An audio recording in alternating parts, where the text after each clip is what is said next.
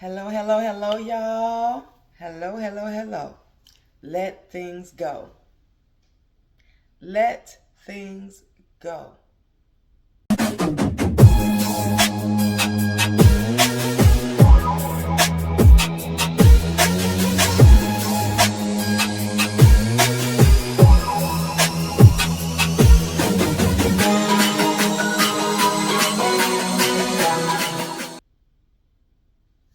Okay, so you guys, I kind of want to pick up with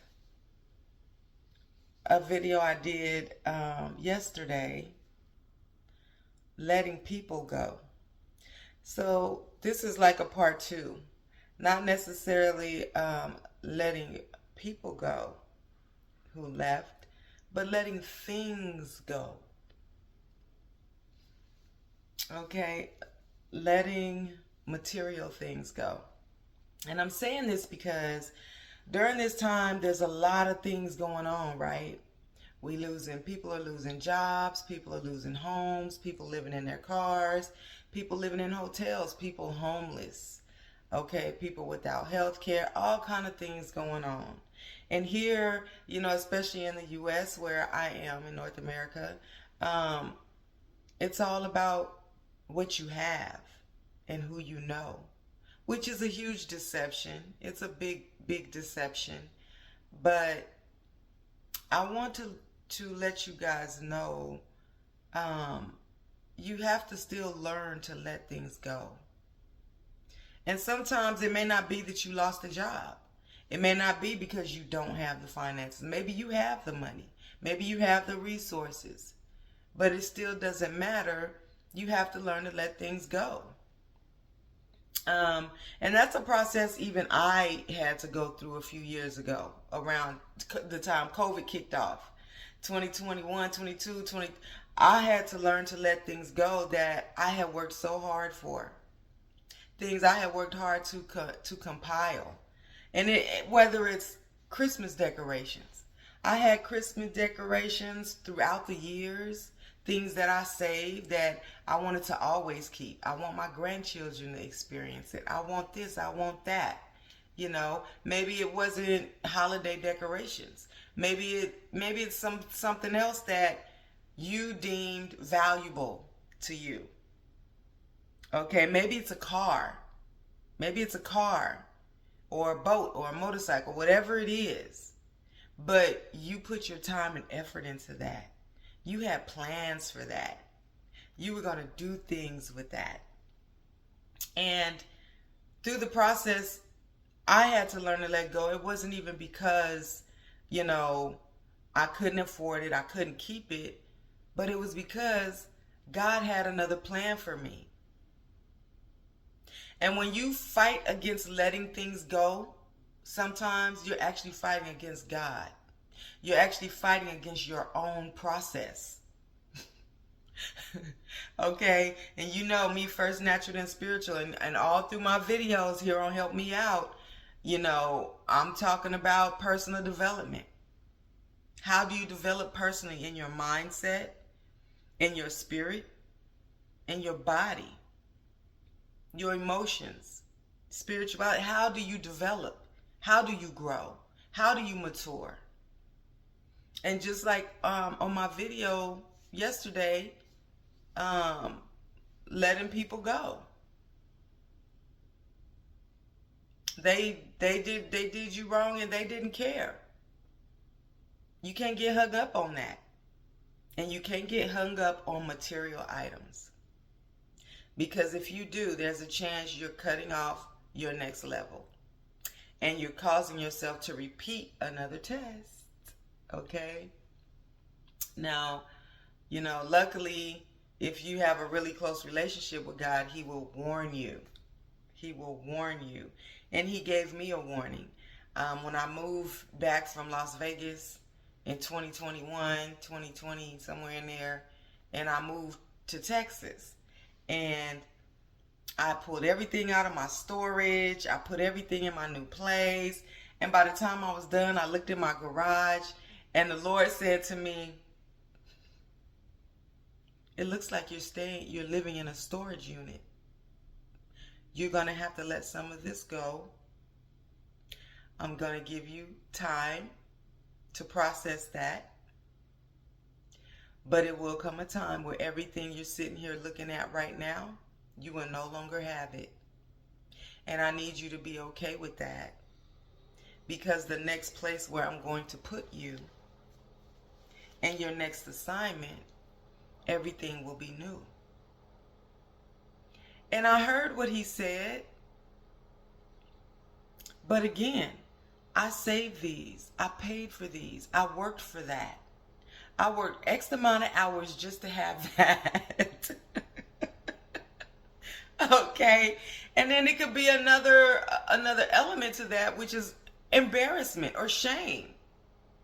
Okay. So I'm telling you, don't be embarrassed. Don't be ashamed, and pay no attention to your peer group. I'm going to say that again. Pay no attention to your peer group. Because again, everyone has a different assignment.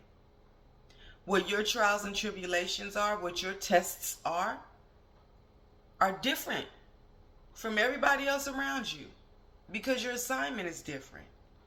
Your prayers that you pray to him, they're different from the prayers that the other people around you prayed for.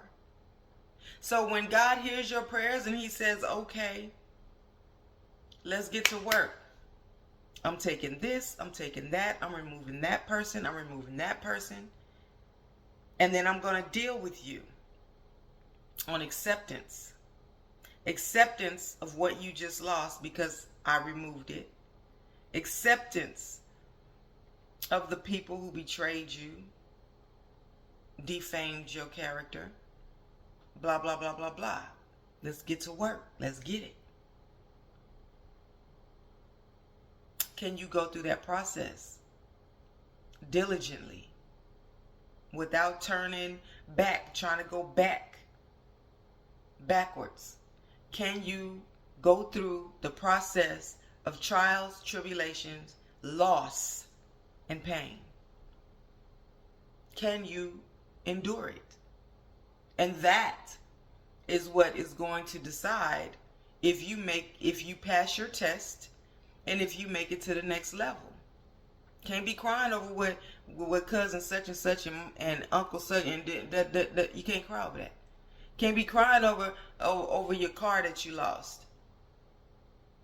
Over your house that you lost. Don't cry, because especially if you're here in America, don't let it break you down to the point where you think your life added up to and amounted to the material possessions that you were able to work for and obtain.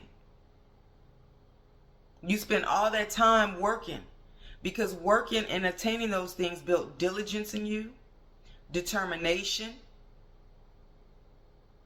motivation, long suffering, patience. It built all of that in your character. It built all of that. But it don't stop there. There's more. Because you've been praying, and you've been asking, and you've been seeking, and you've been crying, and you've been tarrying. So there's more. That all that work and everything you built, that you can go out and hang out with your friends and you can look good because I have this, I have that, I've done this, I've done that. That's beautiful. But there's another level, because you've been praying and you've been asking.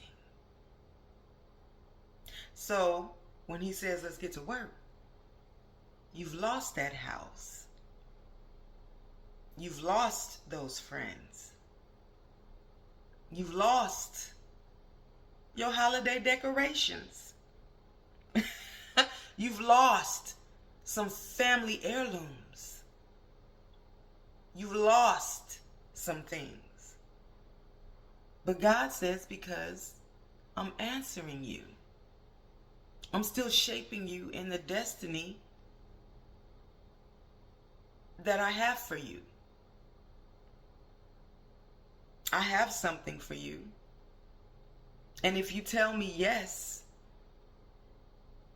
and you say yes, you will walk with me, I will do the work in you and complete the work I started in you, making you a new creation in me, in Christ, Yahweh Shai. So I need you to stand strong while I remove all of this, while the dust and the whirlwind blows. And your friends will look at you, and you will begin to see who stood by you and who left you. And you will begin to see who gossiped about you and who kept silent and covered you. You will begin to see why I'm removing these items. I don't want you stuck to something material and your heart is attached to it. Because if I decide to replace it, I don't want to hear no lip about it. Receive the new blessings I have for you. Receive the new mercies and the new graces and the new favor that I have for you. Can you receive that? Do you know how to sit patiently and wait upon the Lord and wait upon that which you cried for, which you prayed for, that was sitting in your heart, that you thought you were just going to get it easily and didn't have to pay a price? Can you pay your price? And is it worth it to you to pay that price? And that's the biggest question that you need to answer. Is it worth the price that you are going to have to pay for it? And are you willing to pay it? Answer that question to yourself first. Because it may cost you some things. It ain't no may about it. It will cost you some things. So as you're losing items and you're being repositioned, as you transition into a new era, a new relationship, a new space with the Holy Spirit, as you're transitioning and changing, don't have shame about it. Be glad about it. Be glad He's dealing with you. Be glad He's listening to you. Be glad He's speaking to you. Be glad that He's showing you the way. Be glad that He's removing haters and people that were plotting and planning in your life that you didn't even know. Don't cry about the ones who are gone. Don't cry about the houses and the cars and the things that you've lost. Because something new is coming for you. Something bigger and better is coming for you. And your peers and all those who thought, they thought wrong, but all of those who were doing all the mischievous things behind your back and around your surrounding, they have to sit there and figure out how they're going to swallow that boulder and get it down their esophagus. Yeah. They got to figure that out. And you can leave them with a bag of rocks while you kick rocks that way and head the right way. Right? Yes, yes. That's how that goes. That's how that goes. So find a place of contentment within yourself and understanding and trusting